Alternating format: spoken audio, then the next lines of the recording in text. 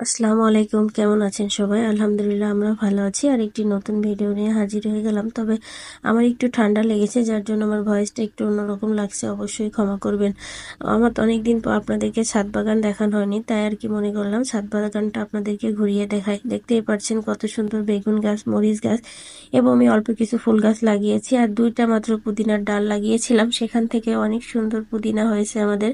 তার সাথে থানকুনি পাতাও লাগানো হয়েছে। পেয়ারা গাছ আছে, অনেক পেয়ারাই খাওয়া হয় এই গাছ থেকে। পেয়ারাটা ক্যারোটে লাগানো হয়েছে। আর এটা হচ্ছে আমার শাশুড়ির খুব শখের এবং যত্নের ড্রাগন বাগান, এবং পুঁইশাকও লাগানো হয়। পুঁইশাক খাওয়ার শেষে বীজ হয়েছে। এখানে পাথরকুচি পাতা আছে, বেগুন আছে, তারপরে পেঁয়াজ, রসুন, আপনার অনেক লেবু হয় এই গাছটা, কিন্তু এবার হয়নি কোনো কারণে।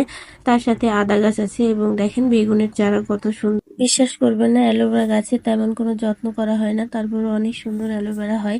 আর এই লেবু গাছটা যে কত লেবু খেয়েছি বলে বোঝানো যাবে না। আগের বছর আমরা একটা লেবু রোজার মাসে কিনে খাইনি, কিন্তু এবছর খাচ্ছি। দেখেন কত সুন্দর পালং শাক, তার সাথে কচু শাকও লাগানো হয়েছে, এবং টমেটো গাছে ফুল এবং ফল আসছে। এই টমেটোগুলো একটু দেরি করেই খাওয়া হবে, পাকা হবে। দেখছেন ভাঙা বালতিতে কত সুন্দর করে গাছ লাগানো হয়েছে, এবং গাছগুলো কত বেশি সতেজ এবং সুন্দর হয়েছে, এবং কত ফল ধরে। যত্ন ছাড়া কোনো কিছুই সুন্দর হয় না। যেমনটা গাছগুলো আমার শাশুড়ি এত বেশি যত্ন করে যে গাছগুলো সুন্দর হতে বাধ্য হয়ে যায়। আসলে খেতেও অনেক মজা লাগে। দেখছেন ধনিয়া পাতায় ফুল চলে এসেছে, আর অনেক বেশি ধনিয়া গাছ আছে। এটা বিদেশি ধনিয়া পাতা, মাঝে মাঝে খাওয়া হয়। আর এটা হচ্ছে আমার জায়ের লেবু গাছ। এত বেশি লেবু হয়, এই লেবুর নাম সিডলেস লেবু। দেখেন কত বড় বড় লেবু দেখা যাচ্ছে। তারপরে দেখেন এখানে ছোট্ট একটা পেয়ারা গাছ। বন্ধুরা, আমি সুন্দর করে সাজিয়ে গুছিয়ে কথা বলতে পারি না, অবশ্যই আমার ভুলগুলো ক্ষমা সুন্দর দৃষ্টিতে দেখবেন। দেখেন সিম গাছে কত সুন্দর ফুল হয়েছে, এবং অনেকগুলো সিমও ধরেছে। এই গাছগুলো নিচে লাগানো আছে, আমার শাশুড়ি দড়ি বেয়ে বেয়ে 2 তলা ছাদের উপর নিয়ে চলে এসেছে। দেখেন বস্তার উপরে টমেটো গাছ, বেগুন গাছ। আসলে ইচ্ছা থাকলে সবকিছুই সম্ভব, যেটা আমার শাশুড়ি মা, আমার যা, আমার ভাড়াটিয়ারা সবাই আমরা মিলে করিয়ে দেখেছি। দেখেন কত সুন্দর পুঁইশাক হয়েছে, এবং পুঁইশাকের বিচি আসাও শুরু হয়ে গিয়েছে।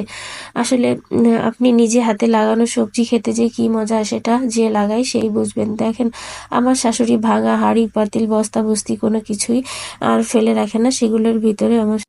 বন্ধুরা, আরো দেখেন আমি বিকালে ভিডিওটা করেছি, পরিবেশটা কত বেশি সুন্দর এবং কত সুন্দর আবহাওয়া, সেটা দেখতেই মন ভরে যাচ্ছে। ছাদে আসলে মাঝে মাঝে অনেকটাই মন ভরে যায়। এই দেখেন আপনাদের বলেছিলাম যে আমার শাশুড়ি অনেকগুলো ধনিয়া পাতা লাগায়। দেখেন একটা খেতে খেতে শেষ হয়ে গেলে আর একটা ঠিকই বীজ বুনে দেয়, যার ফলে আমাদের কখনো ধনিয়া পাতা কিনে খেতে হয় না। আমার শাশুড়ি অনেক বেশি কঠোর পরিশ্রম করে।